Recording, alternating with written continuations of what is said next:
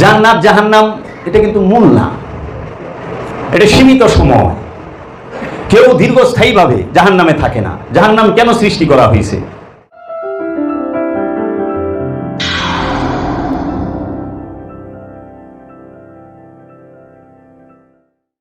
রূহ, নাফস ও কলবের মধ্যে পার্থক্য কি? তিনটি পরিভাষা, রূহ, নাফস, কলব। কোরআনে কারিমের মধ্যে তিনটা পরিভাষাই আল্লাহ রাব্বুল আলামিন ব্যবহার করেছেন। রূহের ব্যাপারে আল্লাহ পাক বলেছেন, ইয়াসআলুনাকা আনির রূহ কুলির রূহু মিন আমরি রাব্বি। তারা আপনাকে রূহ সম্পর্কে জিজ্ঞাসা করে, আপনি বলেন রূহ হলো আমরে রাব্বি, আমার রবের আদেশ, আমার রবের নির্দেশ মাত্র রূহটা। নফসের ব্যাপারে কোরআনে কারিমে অনেকগুলো আয়াত আসছে এবং নফসকে আল্লাহ রাব্বুল আলামিন তিন ভাগে ভাগ করেছেন। তো এরপরে আপনার আরেকটা বিষয় হলো কালব। কালবের ব্যাপারেও কোরআনে কারিমে আপনার অনেকগুলো আয়াত এসেছে যে কিয়ামতের ময়দানে ইয়াউমা লা ইয়ানফাউ মালু ওয়ালা বানুন ইল্লা মান আতাল্লাহা বিকলবিন সালিম। কিয়ামতের ময়দানে তার কোনো কিছু কাজে আসবে না, মাল সম্পদ কিছুই কাজে আসবে না, শুধু কাজে আসবে কলবে সালিম, একটা সুস্থ স্বাভাবিক কলব এরকম যদি হয় তাহলে সেটা আমাদের কাজে আসবে। তাহলে বোঝা যায় যে তিনটি বিষয়, রূহ, নাফস, কালব, এই তিনটি মানুষের মধ্যে আছে। অর্থাৎ মানুষের ভিতরে রূহও আছে, নফসও আছে, কলব আছে। এখন পার্থক্য কি? কোনটার পার্থক্য কি? নাফসটা হলো মানে মানুষের মাথা থেকে শুরু করে পা পর্যন্ত এই পুরাটাই নফস, মানে পুরা বডিটাই নফস, পুরা শরীরটা কি নফস। এই শরীরটা তিন ধরনের হতে পারে, ওই যে নফসে মুতমাইন্না, নফসে আম্মারা, নফসে লাওয়ামা। এটা হলো পুরাটা বডির কাজ, অল মাথা থেকে শুরু করে পা পর্যন্ত। কলব হলো এর মধ্যে একটা অঙ্গ। নবী সাল্লাল্লাহু আলাইহি ওয়াসাল্লাম বলেন, আলা ইন্না ফিল জাসাদে মুদগা, তোমাদের শরীরের মধ্যে একটা গোশতের টুকরা আছে, এটা ঠিক হইলে সব ঠিক হয়, এটা নষ্ট হইলে সব নষ্ট হয়ে যায়। আলা ওয়াহিয়াল কালব, সেটা হলো কালব। তাহলে কালব হলো ওই নফসের ভিতরে একটা অঙ্গ, একটা গোশতের টুকরা, একটা উপাদান। আর রূহটা কি? রূহটা সুনির্দিষ্ট কোনো একটা জায়গায় অবস্থান করে না। রূহটা আল্লাহর পক্ষ থেকে একটা ফুৎকার, নাফখাতুল্লাহ। রূহটা হলো আল্লাহ রাব্বুল আলামিনের ফুৎকার। মানে যখন মানুষের পুরা বডি তৈরি হয় মায়ের পেটের মধ্যে, তখন আল্লাহ রাব্বুল আলামিন বান্দার মধ্যে একটা ফুৎকার দেন, একটা ফু দেন, নাফখা। ওই ফুটাই হলো রূহ।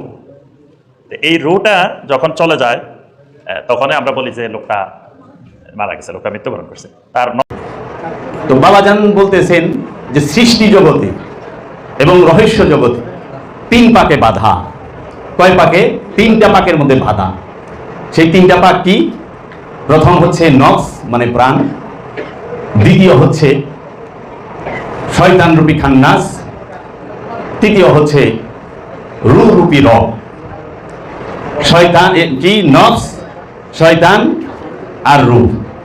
আবার যদি ধারাবাহিকভাবে বলা হয় নফস, রূহ, শয়তান, এই তিন পাকে। আমি কেন মাঝে শয়তান বললাম? কারণ নফস আর রূহের মাঝখানে শয়তানি বৈশা থাকে, এর জন্য মাঝখানে শয়তানের কথাটা আমি উল্লেখ করলাম। অনেকে হয়তো ইও করতে পারে যে হয়তো এই পজিটিভগুলো এক সাইড করে নেগেটিভটার আরেক সাইড। না বাবা, নেগেটিভকে কখনো অমূল্যায়ন করতে যায়েন না। বাবাজানের এবং বাবাজানের বাণী মোবারক করে যেটুকু উপলব্ধি করতে পেরেছি নিজে থেকে, যে তুমি তোমার রবের ইবাদত করো, আল্লাহর ইবাদত করো, কিন্তু শয়তানকে উপেক্ষা করো না। কারণ শয়তান যদি না থাকে তাহলে ইবাদত থাকে না। ইবাদতের মূল সত্যই, দাসত্বের মূল সত্যই হচ্ছে শয়তান। কারণ শয়তান নেগেটিভ সাইড। তো নেগেটিভ যদি না থাকে, খারাপই যদি না থাকে, ভালোর কোনো মূল্য থাকবে? সবই যদি ভালো হয়ে যায়, ভালো হওয়ার জন্য কোনো উপদেশ থাকবে, কোনো সিস্টেম থাকবে না। এর জন্য অনেক বড় পার্ট শয়তান, বিষয়টা অনেক বড়। নেগেটিভ পজিটিভ ছাড়া কোনো কিছু প্রকাশ হয় না। যেরকম নর আর নারী ছাড়া কোনো সন্তান বা আশা করা যায়? শুধু পুরুষ দিয়া সন্তান হবে, শুধু নারী দিয়া সন্তান হবে না। একটি সন্তানও যদি জন্ম দিতে যায় সেইখানে নর আর নারীর প্রয়োজন হয়। নর এবং নারী ছাড়া সন্তান কি হয় না, আগমন করে না। তো সব জায়গায় এখন নফসটা কি? আমাদের মূল বিষয় হচ্ছে নফস। এই যে দেহটা, আপনাদের খারাপ লাগলে আমি রাইখা দিই না, যদি ই না থাকে, কারণ এই বিষয়টা খুবই গুরুত্বপূর্ণ। মূল জান্নাত জাহান্নাম এটা কিন্তু মূল না, এটা সীমিত সময়। কেউ দীর্ঘস্থায়ীভাবে জাহান্নামে থাকে না। জাহান্নাম কেন সৃষ্টি করা হয়েছে? আমি নিজের কোনো বাণী না, অন্য কোনো জায়গা না, আমার বাবাজানের বই থেকে বলতেছি। আমার বাবাজানের বই মোবারকে বলা হয়েছে জান্নাত সৃষ্টি, জাহান্নাম সৃষ্টি করা হয়েছে এর জন্য তুমি যেন জাহান্নামের যে কষ্ট ভোগ, দুঃখ ভোগ, এই দুঃখ ভোগ করলে পরে, দুঃখ ভোগের মধ্যে করলে পরে তোমার মধ্যে মুক্তির আকাঙ্ক্ষা জাগবে। কারণ দুঃখ ভোগে না পড়লে মুক্তির আকাঙ্ক্ষা জাগে না। তো জাহান্নামটা হচ্ছে কোনো দীর্ঘস্থায়ী ব্যবস্থা না, আবার জান্নাতটাও সাধারণের জন্য দীর্ঘস্থায়ী না, মুমিনের জন্য স্থায়ী, আমানুর জন্য না। আবার আমানু জান্নাতিও না, কোরআনে কোথাও আমানুকে জান্নাতি বলে নাই, মুসল্লিকে জান্নাতি বলছে। তো এখন নফস, আমি কে? এই হাত কি আমি? হাতটা কি? আমার হাত। এই চোখটা কি আমি? না, চোখটা কি? আমার হাত, আমার চোখ। তাহলে কেউ বলে না আমি চোখ, কেউ বলে না আমি হাত, বলে এই কানটা কার? কানটাকে? কানটা আমি, কানটা আমার। মুখটাকে? মুখটা আমি, না মুখটা আমার। পাটাকে? পাটা আমি, না পাটা আমার। আচ্ছা, পায়খানার রাস্তাটা কে?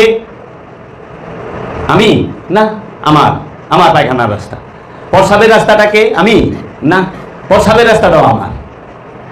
তাহলে এই পায়ের তলা থেকে যে বহির যে অঙ্গগুলা, এই অষ্টাঙ্গ, এইটাকে এই একটাও আমি না, আমার। তাহলে আমিটা কি? তাহলে মনে হয় আমিটা, বুদ্ধিটা আমি না, তাই না? একটু বললেন বুদ্ধিটা কি? আমি না? বলেন আপনি যে বুদ্ধি আমি না, বুদ্ধিও আমার। আচ্ছা, জ্ঞান আমি, তাইলে আমি জ্ঞান, তাই না? না, জ্ঞানও আমি না, জ্ঞানও আমার। আচ্ছা, তাহলে বিবেক আমি। মাহফুজ ভাই, বিবেক আমি? বিবেক রোগই আমার বিবেক। তাহলে আমিটা কি? পেটটা আমি না, বুকটা আমি না, পিঠটা আমি না, পাটা আমি না, হাতটা আমি না, চোখটা আমি না, কানটা আমি না, মনটা আমি না, আমার মন। মনটাও বলে আমি না, মন কি? আমার। বুদ্ধিটাও আমি না, বুদ্ধিটা কি? আমার। বিবেকটাও আমি না, বিবেকটা কি? আমার। তাহলে জ্ঞান, বুদ্ধি, বিবেক কোনোটাই আমি না, আমার। এই দেহের অষ্টাঙ্গ কোনোটাই আমি না, আমার। তাহলে আমিটা কি? প্রাণকে যদি জিজ্ঞেস করা হয় নফসকে, নফস তুমি কে? নফস বলবে আমি। নফস কি কইব? আমার নফস।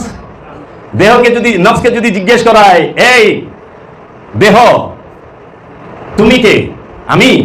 দেহ তো বলবে না আমি দেহ, না। দেহটা কার? এই দেহ কার? আমার। তাহলে দেহ তো আমি না, দেহ আমার। তাহলে হাতের আঙ্গুল, পায়ের আঙ্গুল, নাখুন যা কিছু আছে কোনো কিছুই আমি না। জ্ঞান আমি না, বুদ্ধি আমি না, বিবেক আমি না, কোনো কিছুই আমি না। কিন্তু নফসকে যখন জিজ্ঞেস করা হয় প্রাণ তুমি কে? প্রাণ বলে আমি। দেহকে যদি জিজ্ঞেস করা হয় তুমি কে? দেহ কিন্তু আমি কয় না। আমি কি কই? প্রাণে কয় আমার দেহ। দেহের জন্য কি প্রাণকে সৃষ্টি করা হয়েছে? আমার, সব আমার, বুদ্ধি আমার, সবকিছু আমার, কিন্তু আমি না। তাহলে আমি কে? প্রাণ। দেহকে সৃষ্টি করা হয়েছে কার জন্য? প্রাণের জন্য। প্রাণকে কিন্তু দেহের জন্য সৃষ্টি করা হয় নাই।